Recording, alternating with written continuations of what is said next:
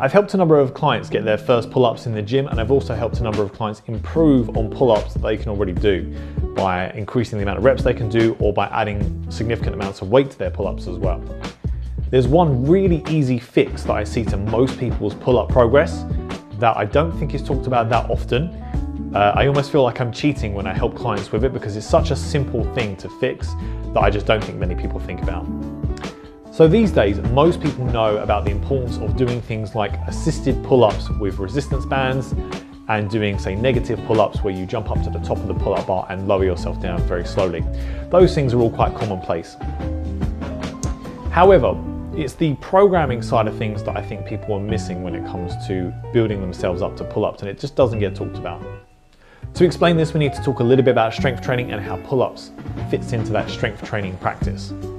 So because pull-ups are a bodyweight exercise, a lot of the time we don't think of them as being a strength training exercise. A lot of people think that when you're using your body weight, it's somehow different to other strength training, that somehow it's not having the same effect on your body and on the muscles and joints because it's only body weight. But as we all know, pull-ups are very hard. We are using all of our body weight, and regardless of how much you weigh, even the lightest person, you're still lifting a significant amount of weight when you do a pull-up. Let's say you weigh 50 kilos. There's not many exercises that most people would jump into and start trying to lift 50 kilos straight away.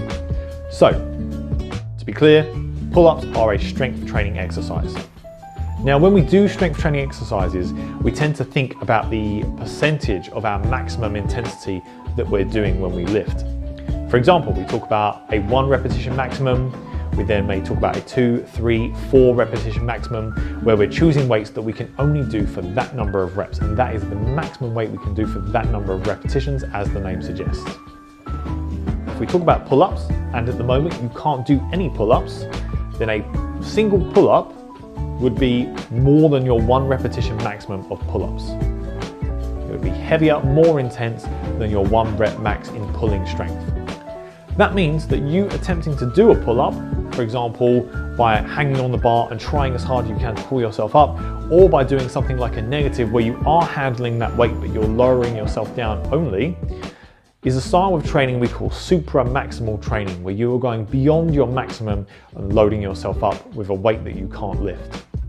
Now, that kind of training, as you might imagine, is very fatiguing and very challenging. And once we do a kind of bout of work with supra-maximal intent, it can be very hard to repeat that and continue to get the same quality in the rest of your training session.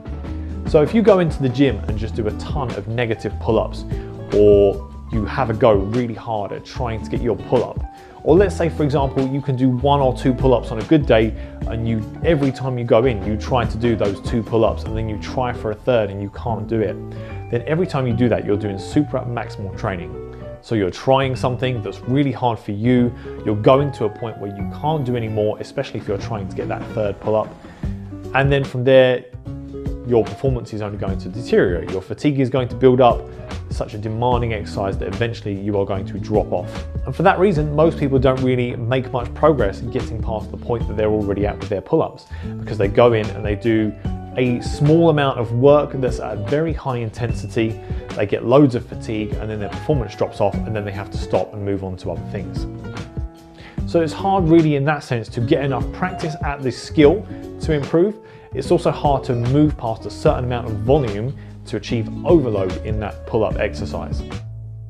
Therefore, what's really important is that when you're going for your pull-ups, you actually choose an intensity that doesn't take you to failure every time you try.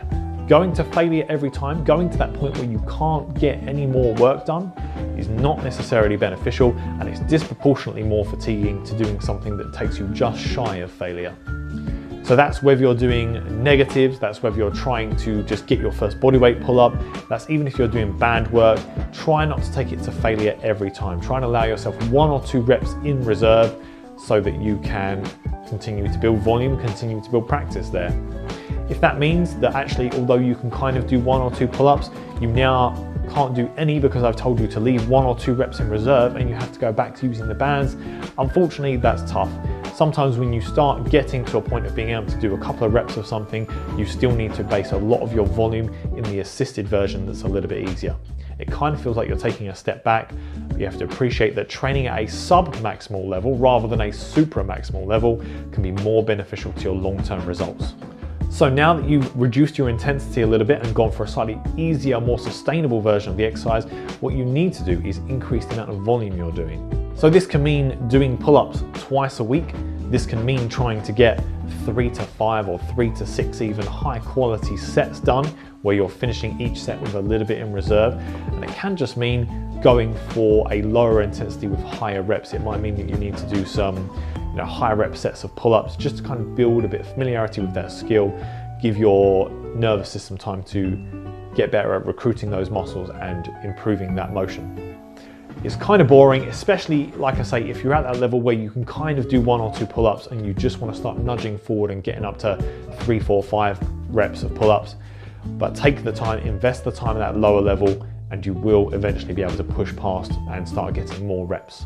For those of you that have done any powerlifting training in the past or any other kinds of strength training, this idea is similar to the idea of using a training max, where you take the lift that you know you can do and you reduce it to about 90 to 95% of that weight, so that you are absolutely confident every time you go in you can execute that rep really well, really kind of aggressively with good intent, and you're not going into the session with this doubt of like, can I do this today?